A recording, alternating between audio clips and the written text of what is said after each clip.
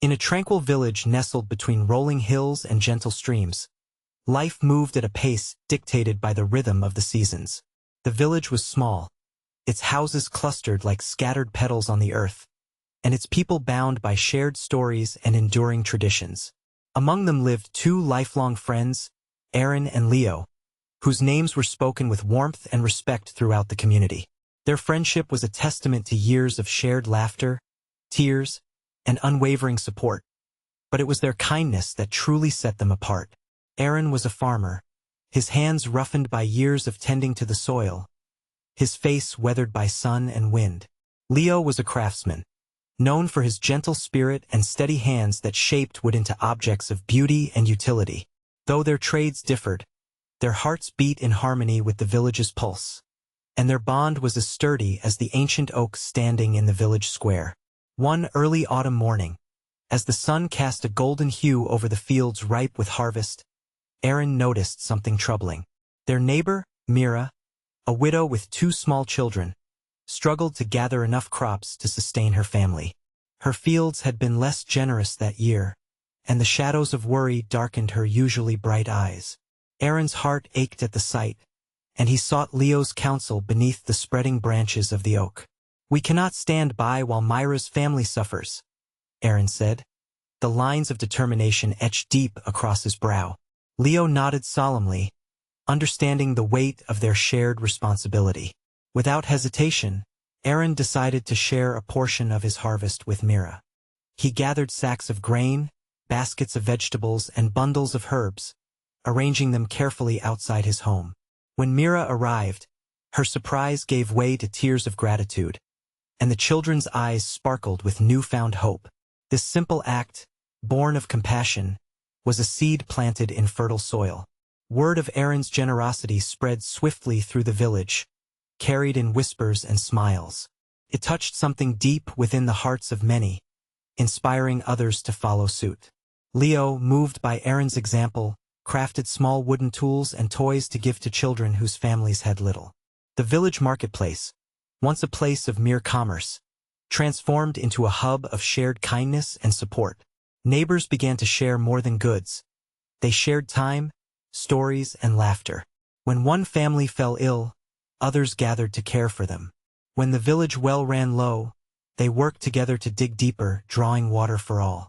The bond between Aaron and Leo, once a private treasure, became a beacon that illuminated the entire community. One afternoon, as the sun dipped low and painted the sky in hues of amber and rose, Aaron and Leo met once more beneath the oak. The air was thick with the scent of earth and harvest, and the village hummed softly in the background. "Look around, Leo," Aaron said quietly, his gaze sweeping over the smiling faces of neighbors chatting and children playing. "Our small gesture has grown into something far greater." Leo smiled, the lines of fatigue softened by joy. "Kindness is like a flame," he replied. "One light can spark many others, and soon, the darkness has no place to hide." Their friendship, forged in the fires of shared trials and joys, had sparked a movement of generosity that warmed the village's heart. It was a quiet revolution, born not from grand plans but from simple acts carried out with sincere love and respect. The village, once just a collection of homes and fields, had become a community bound by an unspoken promise to care for one another. As the evening shadows lengthened, Aaron and Leo felt a deep sense of fulfillment. They understood that their bond and their generosity were gifts that extended beyond themselves, touching lives in ways they could not yet fully see. The village was changing, and with it, the world they knew was becoming a place where hope and kindness blossomed. Though the days ahead would bring challenges, the warmth kindled by two friends' willingness to share was a light that would not easily fade. And so, beneath the ancient oak that had witnessed their friendship's growth, Aaron and Leo sat in companionable silence, hearts full, ready to face whatever tomorrow held with courage and compassion. The village's newfound spirit of generosity flourished beneath the bright skies of early harvest. But as the seasons shifted, an unexpected shadow crept over their lives. The rains, which had once nourished the earth and filled the streams, became scarce. Days stretched into weeks without a single drop, and the vibrant fields grew dry and cracked under the relentless sun. A harsh drought had arrived, threatening the livelihoods of every family in the village. Aaron stood at the edge of his barren field, his heart heavy as he surveyed the parched land. The soil, once rich and yielding, now lay hard and lifeless. Leo approached, his usual calm tempered by a quiet worry that mirrored Aaron's own. Their friendship, which had been a source of strength and hope, was now tested by the harsh reality pressing down on them all. "This drought is unlike any we've seen," Leo said softly, scanning the horizon where the hills appeared hazy and distant in the heat. "The wells are running low, and the crops are failing. We must prepare for difficult days." Aaron nodded, swallowing the lump in his throat. Though the harvest had once been generous, now there was little to share. Mira, whose family had benefited from Aaron's kindness in better times, came by with her children, faces drawn and tired. Even her hopeful spirit was dimmed by the relentless sun. Despite their own hardships, Aaron and Leo refused to turn away from the village or from each other. They understood that true friendship and generosity were most needed when the world seemed bleakest. With what little remained, they began to support those around them, offering what they could. Whether a handful of grain, a carved wooden bowl, or a comforting word, their example ignited a spark in others. Families with small stores of food shared with those who had none. Neighbors took turns fetching water from the distant river, carrying it back in heavy buckets to sustain their community. The marketplace, once filled with cheerful barter, now echoed with whispered conversations about scarcity and survival. Yet beneath the surface, the spirit of generosity persisted, quietly binding the villagers together like roots holding the soil. One evening, as the sun dipped behind the hills in a sky streaked with orange and purple, Aaron and Leo met beneath their ancient oak, its leaves brittle and sparse from the drought's grip. The once lush village square felt empty and fragile, but they sought solace in each other's presence. "Do you think what we're doing is enough?" Aaron asked, his voice thick with doubt. "We have so little left to give, and yet the needs grow greater every day." Leo looked up at the fading light filtering through the thinning branches. "I do not know," he replied honestly. "But if we stop giving now, what hope remains?" Sometimes, even the smallest act can be a lifeline. Their words hung in the air, fragile yet determined. The village, though weary and worn, held onto this fragile thread of hope. The drought was a relentless force, stripping away comforts and challenging their endurance, but it had not broken their spirit. As days turned into weeks, others joined the quiet chorus of generosity. Children shared their meager meals with friends who had none. Elders taught younger ones how to conserve water and tend to what little crops survived. Together, the villagers found strength in unity, their collective resolve a shield against despair. One morning, Aaron visited Myra's home to find her tending to a small patch of wilted herbs. Her children played nearby, their laughter fragile but genuine. She smiled when she saw Aaron, gratitude shining in her tired eyes. "We've lost much," she said, "but not each other. That is what keeps us alive." Aaron carried those words with him as he walked back through the village, feeling the weight of the drought, but also the quiet resilience growing in every heart. Leo's presence was a steady comfort beside him, a reminder that friendship could endure even the harshest trials. In the evenings, the village gathered in small groups, sharing stories and plans for better days. Though resources were scarce, the abundance of kindness and hope filled the spaces between them. The drought tested their limits, but it also revealed the depth of their compassion. Aaron and Leo often found themselves awake long after others had fallen asleep, pondering the uncertain future. Yet, amid the hardship, they remained committed to their cause, to support each other and their neighbors, no matter how difficult the path. One night, as a cool breeze whispered through the village, Aaron turned to Leo beneath the stars.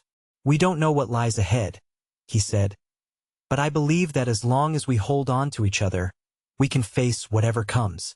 Leo nodded, his eyes reflecting the starlight.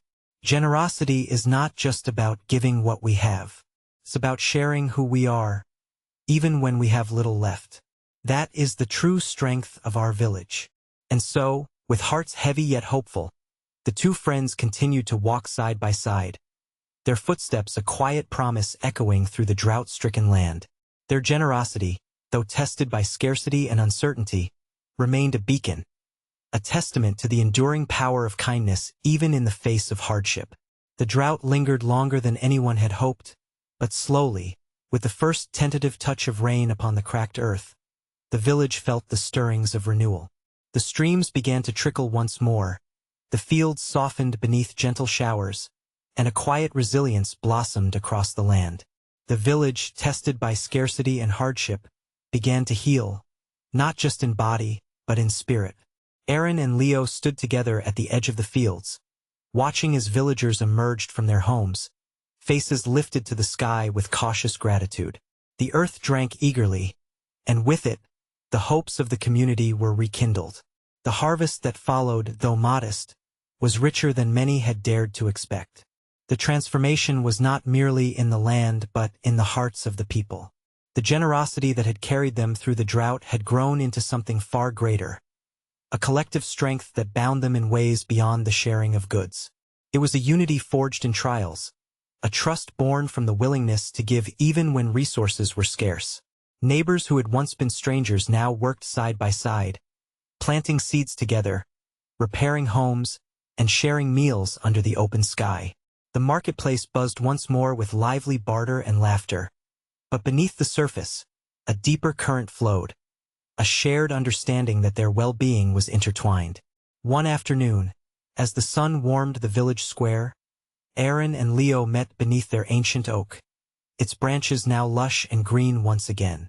The tree, a silent witness to their journey, seemed to lean in closer, as if sharing in their joy. "Look how far we've come," Aaron said, his voice filled with quiet wonder. "From the first seed of kindness to this garden of hope." Leo smiled, eyes reflecting the vibrant life around them.